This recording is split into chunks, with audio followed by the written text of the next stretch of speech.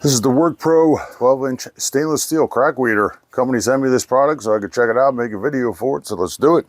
Arrived safe, nice packaging. The blades and working section are made from stainless steel. The handle on this feels really good. It kind of has a screwdriver handle on it. It's made from a polypropylene core with a thermoplastic rubber top on it for a nice grip, and it has a nice soft feel to it.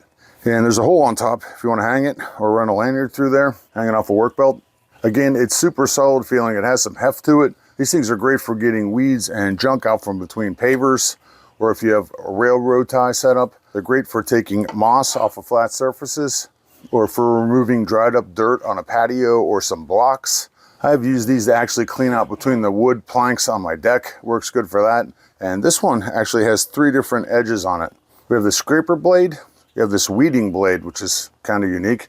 On the opposite side, you have this sawtooth weeding blade for stuff like vines, you know, if you need to saw through something. Very sturdy, stainless steel crack weeder, great for maintaining all kinds of stuff around the house, the yard, the garden, throughout the whole year. I like it.